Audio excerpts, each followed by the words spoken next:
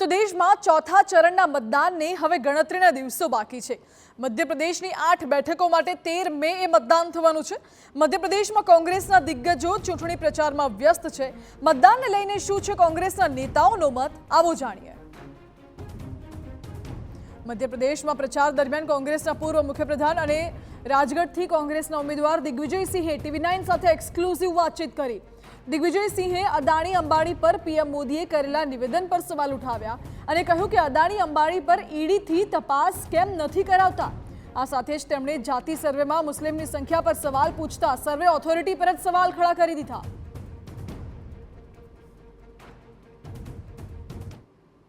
ત્રણ ચરણના મતદાન પૂર્ણ થઈ ચૂક્યા છે અને ચોથા ચરણનું મતદાન થવામાં ગણતરીના કલાકો છે, દિવસો છે તે બાકી છે। ત્યારે આપણી સાથે વાત કરવા માટે कांग्रेस नेता दिग्विजय सिंह जी उपस्थित है। सर, पहले तो आपसे ये जानना चाहेंगे कि चौथे चरण के मतदान में अब कुछ ही दिन बचे हैं। देश में कांग्रेस को लेके या इंडिया अलायंस को लेके क्या स्थिति इस चुनाव में आप देखते हैं? लोगों के अंदर छुपा हुआ गुस्सा अब सामने आता जा रहा है।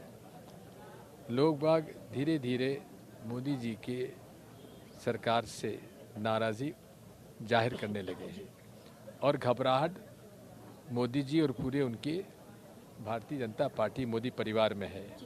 आज देश में पहले एक ज़माने में संघ परिवार हुआ करता था जो कि ईमानदारी के लिए जाना जाता था। आज वो ईमानदारी संघ परिवार पीछे हो गया और मोदी परिवार जो कि भ्रष्टतम है, जो कि भ्रष्ट लोगों के नेताओं का एक परिवार आ गया है, तो इसलिए आज संघ परिवार पीछे हो गया, मोदी परिवार बड़ा हो गया। आप गुजरात की हैं तो आप जानती कितना भ्रष्टाचार वहाँ पर है।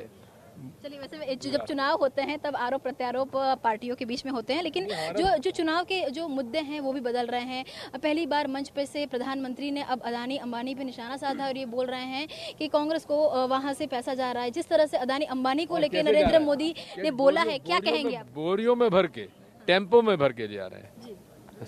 ये कभी संभव है? कितना झूठ बोलते हैं प्रधानमंत्री जी।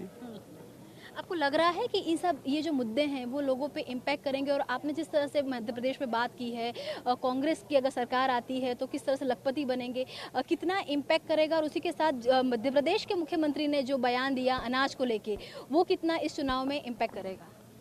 बात एक है, नरेंद्र मोदी जी ने 22 लोगों को अरबपति से खरबपति बना दिया। कांग्रेस करोड़ों को लखपति बनाएगी। मोदी जी ने खरबपतियों के, अरबपतियों के 16 लाख करोड़ कर्जा माफ किया है। किसान और मजदूर का एक पैसा भी मंजूर नहीं, माफ नहीं किया है। यही मोदी जी और भारतीय जनता पार्टी की नीति, नियत और उनका काम करने का तरीका है। तो आपको लग रहा है कि कांग्रेस की पोजीशन ये चुनाव में स्ट्रांग होगी? निश्चित तौर पर। जिस तरह से एक और भी सर्वे आया है जो जिसमें ये बताया गया है कि मुस्लिम आबादी है देश में बढ़ रही है। झूठ। किसका सर्वे है ये? कोई सेंसस का रिपोर्ट है क्या? सेंसस का रिपोर्ट, इन्होंने सेंसस 2021 का रिपोर्ट उजागर क्यों नहीं की? केवल झूठ। कौन सर्वे? आपको TV9 को तो समझना चाहिए कि इसको सोर्स तो बताएं। आपका इसमें स्टेटमेंट क्या है? आप क्या कहें? स्टेटमेंट ये है कि TV9 को इस बातों में लेना भी नहीं चाहिए। सोर्स तो बताए TV9 जो आप बात कर रही हैं। प्रधानमंत्री आर्थिक सहाय, प्रधानमंत्री आर्थिक सर्वे के तौर से ये जाहिर हुआ। कौन प्रधानमंत्री? नरेंद्र मोदी। तो आप ये कह रहे हैं कि ये रिपोर्ट एकदम फेक है? फेक। आप सोर्स बताइए ना, TV9 मुझे सोर्स तो बताए।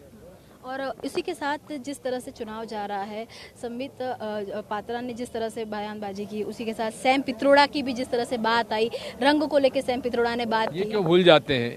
कुछ दिन पहले तरुण विजय जो कि RS पंचजानी के एडिटर हैं, उन्होंने क्या कहा था? इन्होंने नहीं कहा था कि ये लोग निग्रो शरीक हैं, दक्षिण भारतीय, तब उसके खिलाफ केस क्यों नहीं बना था? तो सैम पित्रोड़ा की बयानबाजी से कांग्रेस के कैंपेन पे कोई असर नहीं होगा? कोई असर नहीं होगा। आप मानते हैं कि कांग्रेस की पोजीशन स्ट्रांग होगी?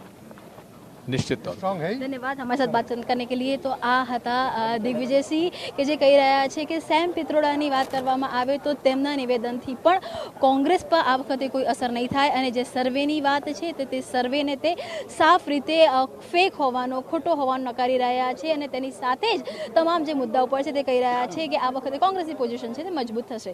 કેમેરામેન દીપક સાથે કિંજલ મિશ્રા, TV9 મધ્યપ્રદેશ। જો ચોથા તબક્કાના મતદાન પહેલા કોંગ્રેસ ચૂંટણી પ્રચારમાં કોઈ પ્રકારની કચાશ છોડવા માંગતું નથી. કોંગ્રેસ પ્રદેશ અધ્યક્ષ જીતુ પટવારિયાએ TV9 સાથે ખાસ વાતચીત કરી, જેમાં તેમણે મધ્યપ્રદેશમાં કુલ 29માંથી કોંગ્રેસની 15 બેઠકો પર જીતનો વિશ્વાસ વ્યક્ત કર્યો. अभी एक मुद्दा आ रहा है कि अदानी अंबानी पर शायद ज्यादा क्यों नहीं बात कर रहे हैं, क्या कहेंगे आप? आप अपने मंच पे से भी ये बात जो व्यक्ति लगातार अडानी और अंबानी को पालने और पोसने का काम कर रहा था, अब वो आरोप लगा रहा है कांग्रेस पे, तो ये सही नहीं है. ये देश देख रहा है, समझ रहा है और इसका असर चुनाव पे है. जी तो भाई, अगर हम लोकल मुद्दों की बात करें तो पहली बार जिस तरह से सूरत में हुआ कि कांग्रेस के कैंडिडेट का फॉर्म में विड्रॉ हो गया, यहाँ तो कांग्रेस के कैंडिडेट ने फॉर्म विड्रॉ करके सीधा बीजेपी में ज्वाइन हो गए, ये क्यों हो रहा है? तो लोकतंत्र खतरे में है. क्या बहस है? आज मीडिया का स्वतंत्रता बनानी है, लोकतंत्र को बचाना है, संविधान को बचाना है, आरक्षण को बचाना है.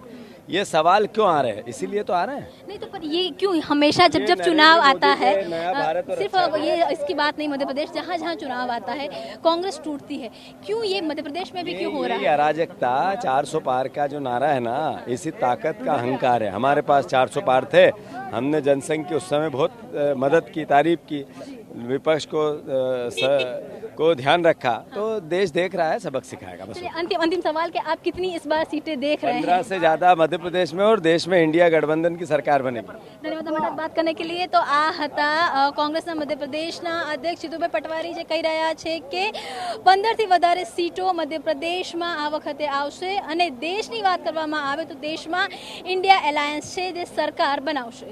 કેમેરામેન દીપક સાથે કિંજલ મિશ્રા, TV9 મધ્યપ્રદેશ.